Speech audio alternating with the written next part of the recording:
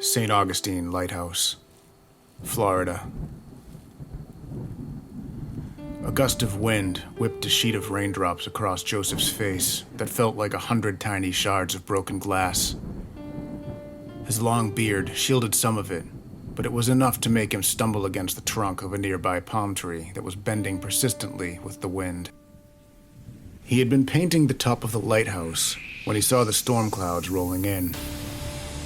He was able to get down from the tower in time before the rain started, but it had picked up so quickly that he had to get inside for shelter rather than trying to make it back to his house.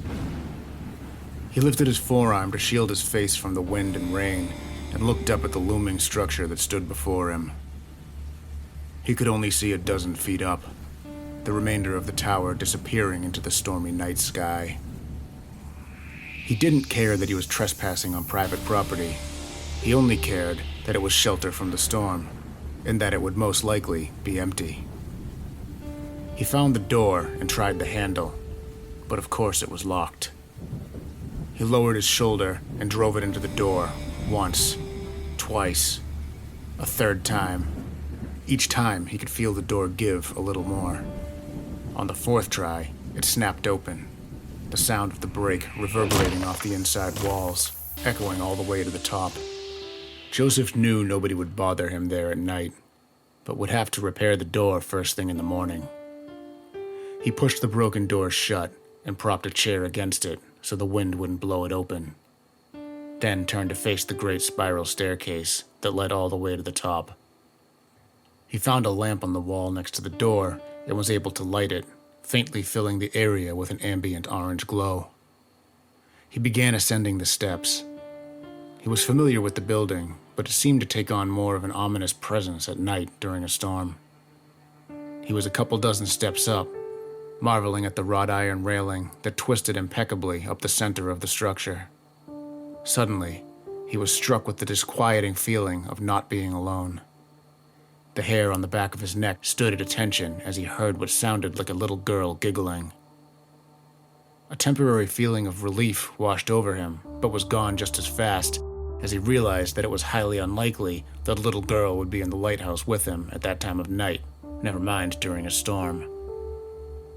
He had no source of light other than the faint glow of the lamp, so he started walking back down towards it when he felt something brush past his legs, causing him to lose his balance and slowly tumbled down a few steps.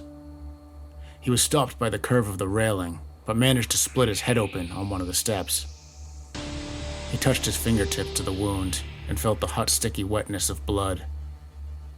He struggled to his feet and tried to focus his eyes, blurry from the fall. As his eyes adjusted, he saw the dark figures of two little girls standing just a few steps up. "Are you okay?" one of them asked. Joseph squeezed his eyes shut and shook his head in disbelief. Could there really be two little girls in there with him? He heard more giggling behind him and opened his eyes to find the girls had disappeared, but their giggles were echoing off the walls all around him.